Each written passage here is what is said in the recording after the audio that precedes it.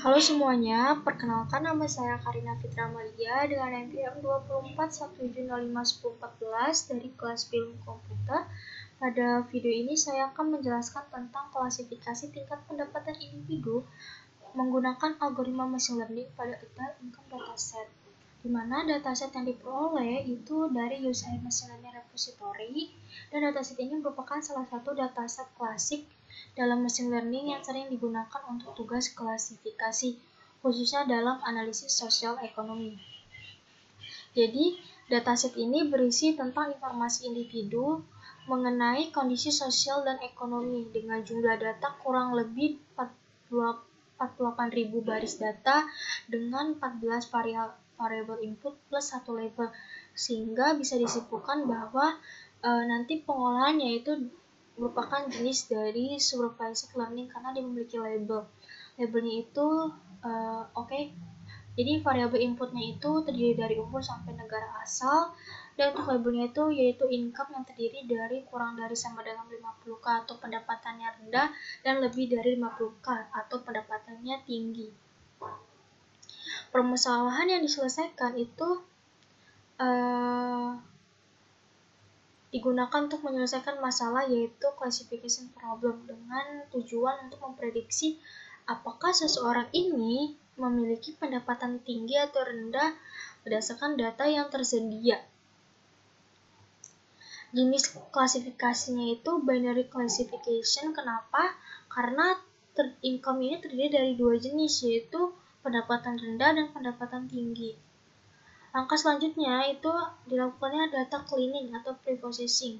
Ini ada link akses datanya. Nanti akan terlihat seperti ini. Untuk data aslinya itu diambil 500 data aja dan terdapat missing value. Kalau misalkan ini tidak dibersihkan atau tidak diganti, itu akan error, sehingga yang missing value itu diganti menjadi not invalid. Lalu dari pembersihan data ini kan masih terdapat kalimat atau kata string ya, ini sehingga diganti menjadi numerik berdasarkan kategorikal. Misalkan income yang 0 ini berarti nanti pendapatannya rendah, yang satu ini pendapatan yang tinggi gitu. Untuk menampilkan filenya itu dengan cara mengupload filenya ya, nanti tinggal di choose file gitu.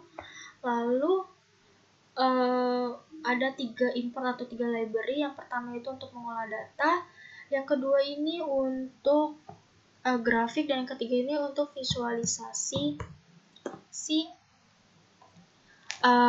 grafiknya nanti agar lebih bagus aja. Untuk data yang diambil itu dari file yang tadi adalah income step by step Excel ini, dan mengambil di bagian encode data, sehingga untuk ditampilkannya ini ada 5 data. Ini juga siap untuk dilakukannya perhitungan pada algoritma machine learning gitu. Lalu DF info ini kita bisa dilihat ada 500 baris data dengan 15 kolom. Dan DF describe ini bisa dilihat juga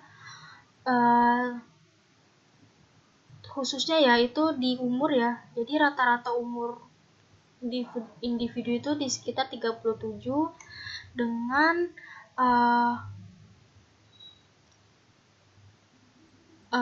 ini jam kerja per minggunya itu di angka 40 jam per minggu, dengan capital gain atau keuntungan modalnya itu lebih variasi. Jadi terindikasi bahwa adanya variasi antar individu di pendapatannya nanti gitu. Lanjut, untuk bagian selanjutnya ini menampilkan grafik distribusi income, di mana angka 0 ini itu pendapatannya rendah atau kurang dari sama dengan 50k, dan angka 1 ini pendapatannya tinggi atau lebih dari 50k. Jadi yang 0 ini dia lebih mayoritas karena datanya itu individunya itu 380-an, sedangkan yang angka 1 ini individunya itu sekitar 110-an. Jadi dia lebih mayoritas si data rendah ya dibandingkan pendapatan yang tinggi ini. Lanjut untuk income, ini terlihat bahwa grafik memiliki hubungan antar tingkat pendidikan dan pendapatan. Di sini bisa dilihat tingkat pendapatan yang lebih tinggi itu jumlah individunya juga lebih tinggi. Hal ini menunjukkan bahwa pendidikan berpengaruh terhadap tingkat pendapatan seseorang. Namun meskipun begitu, pendidikan yang berpengaruh, tidak semua individu dengan pendidikan tinggi itu memiliki pendapatan yang tinggi, sehingga terdapat ada faktor lain juga yang mempengaruhinya. Gitu. Lanjut, ini hubungan jam kerja dan income, di mana pendapatan yang lebih tinggi itu mediannya ya. Ini namanya median. Sebentar.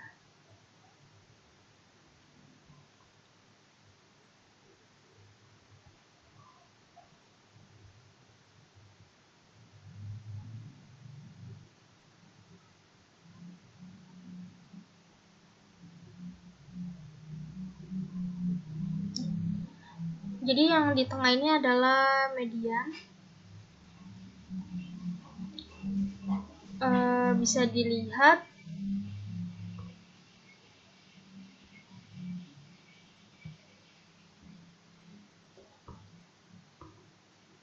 ini namanya grafik raw spot. Jadi individu dengan pendapatannya lebih dari 50K itu memiliki median jam kerja yang lebih tinggi dibandingkan individu yang mendapatkan pendapatannya kurang dari sama dengan 50K.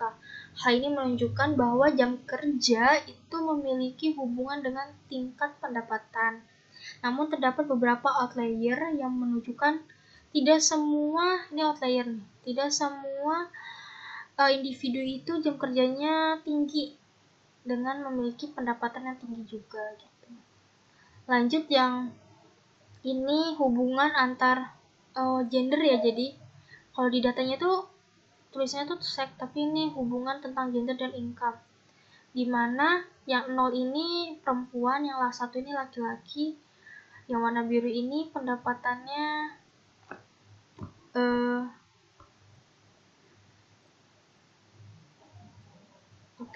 yang 0 ini pendapatannya kurang dari 50K, yang 1 ini lebih dari 50K.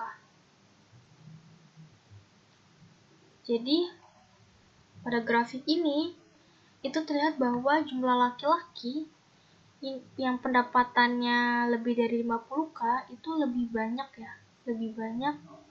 dibandingkan perempuan ya.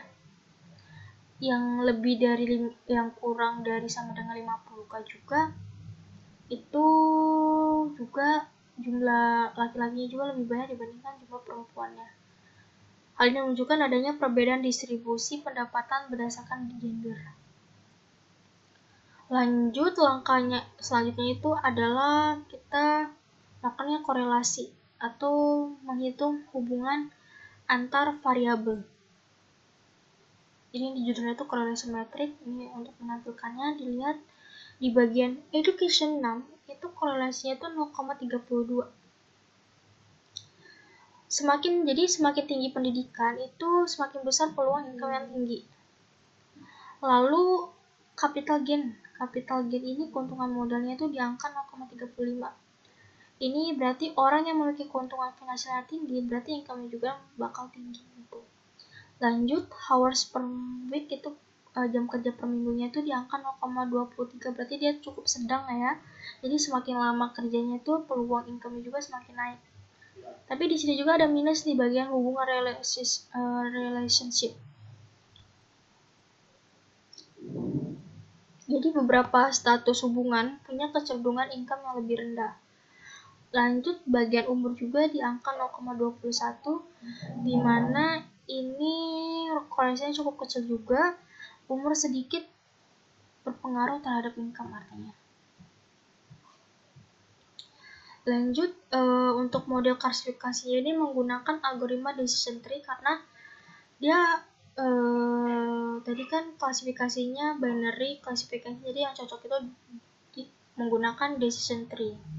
Ini menampilkan seperti tadi dengan ini library ya. Jadi library itu memakai decision tree classifier dengan juga kita melakukan akurasi data dari score, matrix, dan classification reportnya. Lalu juga nanti akan melakukannya speed data. Sini.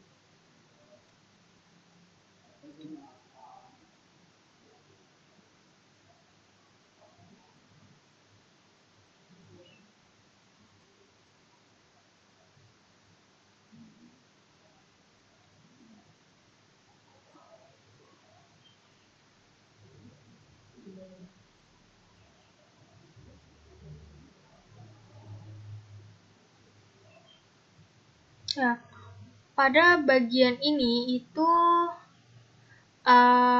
memuat dataset terlebih dahulu. Ini dataset terlebih dahulu, kemudian dipisahkan fitur dan target. Data ini dibagi menjadi training dan testing. Sebelum dilakukannya pemodelan menggunakan decision tree, algoritma decision tree ya. Lalu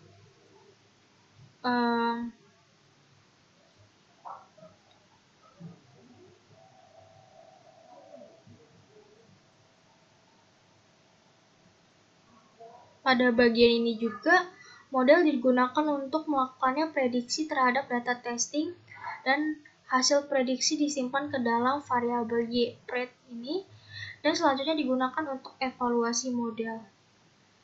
Sehingga untuk akurasinya itu berkisar 85% ya. 85% dengan coefficient matrixnya itu ada di angka 70 dan 15. Angka 7 dan 15 ini itu berarti yang 70 ini income-nya rendah dan 15 ini income-nya tinggi gitu. Berdasarkan dari coefficient matrix ini juga model mampu mengklasifikasikan sebagian besar data dengan benar pada kategori pendapatan rendah maupun tinggi. Meskipun masih terdapat beberapa kesalahan prediksi. Jadi yang 78 ini merupakan kesalahan prediksi gitu.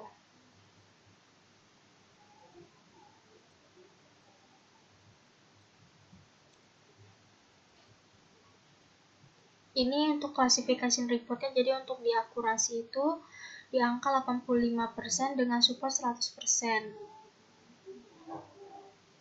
Kemudian bisa dilihat di sini juga untuk skornya itu yang 0 atau pendapatan rendah itu lebih besar dibandingkan skor pendapatan yang tinggi ya. Berdasarkan ini juga dari berdasarkan akurasi, kemudian coefficient matrix itu dibuatkan visualisasi. Sehingga untuk penggambaran coefficient matrix itu akan seperti ini. Pada coefficient matrix ini terlihat bahwa model ini berhasil memprediksi 70 data tadi dan 15 data yang tadi. Jadi yang ini itu pendapatannya rendah yang kurang dari sama dengan 50k dan 15 ini pendapatannya tinggi yaitu lebih dari 50k. Angka 78 ini merupakan kesalahan prediksi. Hal ini menunjukkan bahwa model cukup baik tapi masih memiliki keterbatasan dalam memprediksi pendapatan yang tinggi gitu. Hal ini kemungkinan disebabkan adanya ketidakseimbangan data, di mana jumlah data pada kategori pendapatan rendah itu lebih banyak. Jadi, kesalahan prediksi ini juga disebabkan dari yang ini ya, dari distribusi income itu pendapatan rendahnya lebih banyak dibandingkan pendapatan yang tinggi. Sehingga untuk model decision tree ini tadi untuk akurasinya itu sebesar 85%, namun masih perlu peningkatan, terutama di prediksi kelas pendapatannya tinggi.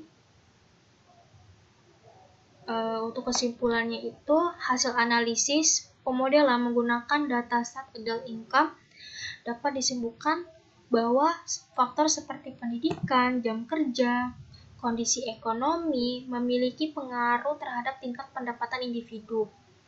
Dengan menggunakan algoritma decision tree yang untuk klasifikasikan data dengan cukup baik dengan akurasi tadi 85%, namun performa model masih lebih baik pada kategori pendapatan yang rendah dibandingkan tinggi. Karena tadi penyebabnya itu adanya ketidakseimbangan data pada grafik tadi, distribusi income tadi. Demikianlah penjelasan dari saya. Jika ada kesalahan kata saya mohon maaf. Saya akhiri. Wassalamualaikum warahmatullahi wabarakatuh.